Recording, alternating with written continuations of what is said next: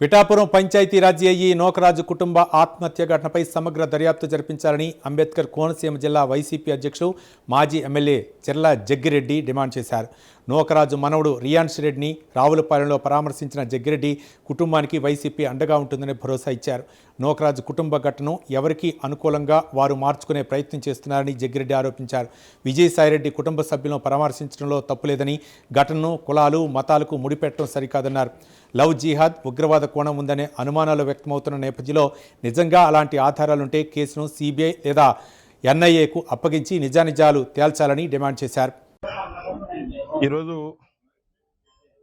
భాస్కర్ రెడ్డి గారిని అలాగే వాళ్ళ మనవడు రియాన్స్ రెడ్డిని మరి వాళ్ళ ఇంటికి వచ్చి రెండోసారి పలకరించి ధైర్యం చెప్పి వెళ్ళడం జరుగుతోంది. ముఖ్యంగా మీ అందరికీ తెలిసిన విషయమే, ఏదైతే నోకరాజు గారి కుటుంబం అలాగే మాకు అత్యంత ఆప్తుడు కొవ్వూరి జగదీశ్వర్ రెడ్డి, మరి వీళ్ళ యొక్క ఉదంతం ఇప్పటికే మీడియాలో చక్కర్లు కొడుతుంది, బాగా వైరల్ అయిన సంగతి మీ అందరికీ తెలుసు. మరి ఏదైతే కుటుంబాలు ఏ రకంగా విచ్ఛిన్నం అయిపోతాయి, ఇట్లాంటి సంఘటనల వల్ల ఏ రకంగా కుటుంబాలు పాడైపోతాయి అనేటువంటి దానికి ఇవాళ నోకరాజు గారు అదేవిధంగా జగదీష్ రెడ్డి వారి కుటుంబమే ఒక ప్రత్యక్ష ఉదాహరణ. ముఖ్యంగా రావులపాలెంకి చెందినటువంటి వ్యక్తి ఈ కొవ్వూరి జగదీశ్వర్ రెడ్డి నాకు అత్యంత ఆప్తుడు. ఎలక్షన్లో నేను నెగ్గాలని చెప్పి నెగ్గిన తర్వాత దానివే మరి దగ్గర మరి కార్యక్రమాలు కూడా జగదీశ్వర్ రెడ్డి చేసేవాడు. అట్లాగే ఒక పెద్ద కుటుంబం, మంచి కుటుంబం నుంచి వచ్చినటువంటి వ్యక్తి.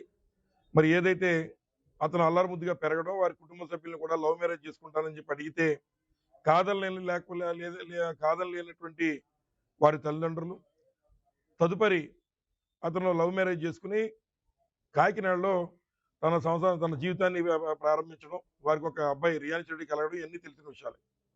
ఇతను యాక్చువల్గా ఇరిగేషన్ కాంట్రాక్టులు చేసేవాడు.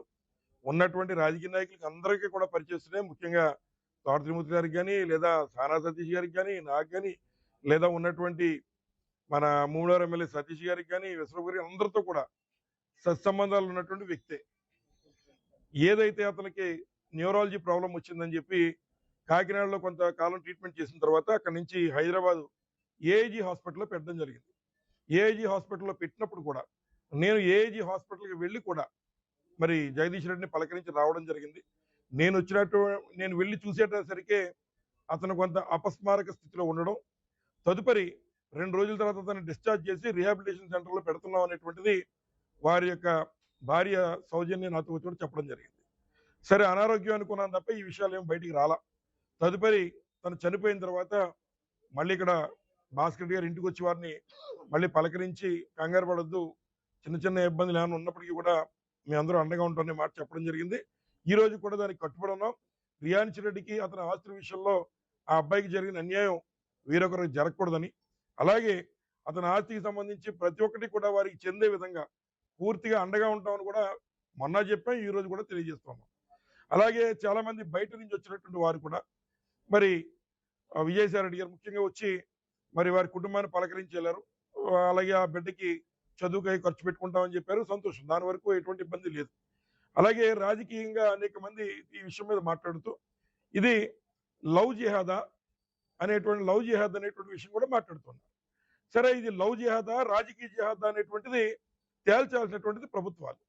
మరి నేను అడుగుతున్నాను, ఏదైతే ఆ కుటుంబానికి అన్యాయం జరిగిన తర్వాత మరి అనేక మంది వచ్చి మాట్లాడుతున్నారు, వచ్చి పలకరించి వెళ్తూ ఉన్నారు. మరి వాస్తవంగా ఇది నిజంగా టెర్రరిజంకి సంబంధించిన అంశమే అయితే మరి ఏదైతే ఇవాళ కూటమి ప్రభుత్వంలో బీజేపీ కూడా ఉంది, మరి సోమవీరాజు గారు కూడా మాట్లాడుతున్నారు. అటువంటి తరుణంలో దీన్ని ఎన్ఐఏకి అప్పచెప్పడంలో ఈ కూటమి ప్రభుత్వం ఎందుకు వెనకడుగు వేస్తుందో చెప్పాలని కోరుతున్నాను. ఏం చేద్దంటే హైదరాబాద్లో కానీ ఎక్కడన్నా టెర్రరిజానికి సంబంధించిన ఏ అంశం అయినా దాన్ని ఇమీడియట్ గా నేషనల్ ఇన్వెస్టిగేషన్ ఏజెన్సీకి అప్పచెప్పే కార్యక్రమం చేస్తారు. కానీ ఈ రోజు వరకు ఆ కార్యక్రమం ఈ ప్రభుత్వం ఎందుకు చేయలేదని మొదటి పాయింట్ నేను అడుగుతున్నాను. రెండోది, వారు వియంకుడు నూకరాజు గారు, వారి భార్య, వారి కోడలు గోదావరిలో పడి చనిపోయిన సందర్భంలో వారు 4 రోజులు రాజమండ్రి హోటల్లోనే ఉన్నారు. ఉండి అక్కడ ఇబ్బందులు పడుతుంటే నేను పలకరించడానికి కూడా వెళ్ళాను. వెళ్ళిన సందర్భంలో అక్కడ సిఐ గారు కూడా మాట్లాడి వారు జడుస్తున్నారు, కొంచెం వారికి సెక్యూరిటీ కల్పించడం కూడా అడగడం జరిగింది. తదుపరి 2 రోజుల క్రితం డిఐజీ గారిని కూడా స్వయంగా కలిసి మరి మాకు కొంత సెక్యూరిటీని కూడా ఏర్పాటు చేయండి అని చెప్పారు. ఇప్పటి వరకు ఒక్క కానిస్టేబుల్ ఈ ఇంటి పరిసరాల్లో కూడా కనబడట్లేదు అని చెప్పి సందర్భంగా మనం చూస్తున్నాం. ఇప్పటికన్నా వ్యవహార విషయం మీద మాట్లాడేటువంటి మీకు ఈ కూటమి ప్రభుత్వానికి చిత్తశుద్ధి ఉంటే ముందు ఇమీడియట్ గా వారికి సెక్యూరిటీ కల్పించమని అడుగుతున్నాం. రెండోది ఎన్ఐఏకి అప్పచెప్పమని అడుగుతున్నాం. మూడోది రియాన్చుకున్నటువంటి ఆస్తులు ఏవైతే ఉన్నాయో అవన్నీ వారికి వచ్చే విధంగా అన్ని పార్టీల వరకు సహకరించాలని అడుగుతున్నాం. ఇక ఏదైతే దీన్ని రాజకీయ అంశంగా ఎక్కడ ఏది జరిగినా దాన్ని ఏదో వైసీపీకి రుద్దాలనో పావాలనో లేదా జగన్మోహన్ రెడ్డి గారి మీద కూడా మొన్న ఆయన వచ్చేది మాట్లాడుతున్నారు. వాస్తవంగా ఏదైతే ఈ మతాల మార్పిడికి మరి జగన్మోహన్ రెడ్డి గారు ఏదో ప్రోత్సహించాలనే విధంగా వారు మాట్లాడుతున్నారు. బేషరతుగా వారి మాటను వెనక్కి తీసుకోమని కోరుతున్నా. ఎందుకంటే కరోనా వచ్చిన సందర్భాల్లో మరి ఏదైతే ఇక్కడ ఇమాములకు కానీ క్రిస్టియన్లకు కానీ లేదా ఉన్నటువంటి పూజారులకు కానీ వారికి ఇబ్బందులు పడతారనే ఉద్దేశంతో జగన్మోహన్ రెడ్డి గారు అందరినీ సమానంగా చూసిన వ్యక్తి జగన్మోహన్ రెడ్డి గారు. 1 పాయింట్.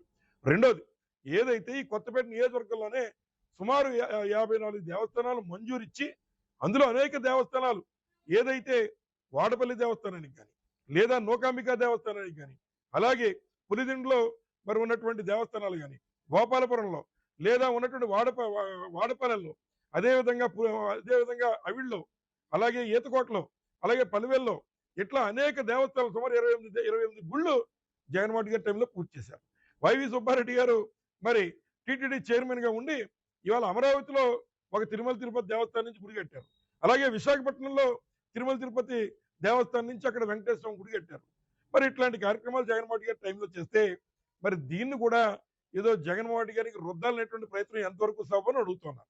ముఖ్యంగా నారా చంద్రబాబు నాయుడు గారు వెనకుండి ఇట్లాంటి వాళ్ళ చేత జగన్మోహన్ రెడ్డి గారిని వదిలేసి వెళ్ళిపోయిన పోగేసుకుని వారి చేత ఇట్లాంటి చౌకబారు మాటలు మాట్లాడించే పనులు కట్టిపెట్టి మీకు చిత్తశుద్ధి ఉంటే ఇమీడియట్ గా ఎన్ఐఏ కేసి ఇక్కడ కానిస్టేబుల్ మీరు అవసరమైతే ఒక సెక్యూరిటీ ఏర్పాటు చేసి ఆ అబ్బాయికి రియాన్స్ రెడ్డికి రావాల్సినటువంటి సెక్యూరిటీ ఏర్పాటు చేయడంలో మీ ప్రభుత్వాలు చిత్తశుద్ధి నిరూపించుకోండి అని చెప్పి సందర్భంగా మనవి చేస్తున్నాను. అలాగే రియాన్స్ రెడ్డికి తప్పనిసరిగా పూర్తిగా హామీగా ఉంటాం. అలాగే ఎవరైతే సాదిక్ ఉన్నాడో ఈ నేరం చేసినటువంటి సాదిక్కి కఠినటువంటి శిక్ష పడాలి.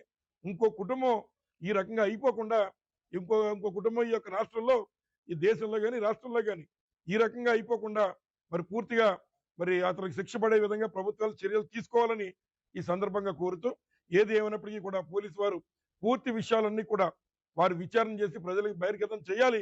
తద్వారా యువత కూడా మరి ఇట్లాంటి వాటి వల్ల జరుగుతున్నటువంటి నష్టాన్ని యువత కూడా అర్థం చేసుకుని మీ యొక్క భవిష్యత్తుని ప్లాన్ చేసుకోకపోతే కుటుంబాలు ఈ రకంగా నాశనం అయిపోతున్నాయనేటువంటి విషయాన్ని మరి యువత అంతా కూడా గ్రహించాలని చెప్పి సందర్భంగా తెలియజేస్తూ పూర్తిగా రియాన్స్ యొక్క బాధ్యత మరి తీసుకుని ఆ అబ్బాయికి రావాల్సిన ఆస్తులు కానీ లేదా అతను చేసినటువంటి ఎవరైతే వర్క్ చేసిన విషయాల్లో ఆ అబ్బాయికి వారికి ఉన్నటువంటి మిషనరీ విషయంలో కానీ ఇవాళే జగదీష్ రెడ్డి లేడు కదా అని చెప్పి ఆ మిషనరీ అది కొంతమంది పట్టుకెళ్ళిపోతున్న విషయాలు వారి కుటుంబ సభ్యులు చెబుతున్నారు. మరి జగదీష్ రెడ్డికి ఉన్నటువంటి ప్రతి పైసా రేపు రియాన్స్ రెడ్డికి వచ్చే విధంగా చేయడంలో మేము పూర్తి సహాయ సహకారాలు అందిస్తామని అలాగే ప్రభుత్వం కూడా ఆ రకంగా వారి సహాయ సహకారాలు అందించాలని చెప్పి సందర్భంగా తెలియజేస్తూ సెలవు తీసుకుంటున్నాం. ధన్యవాదాలు.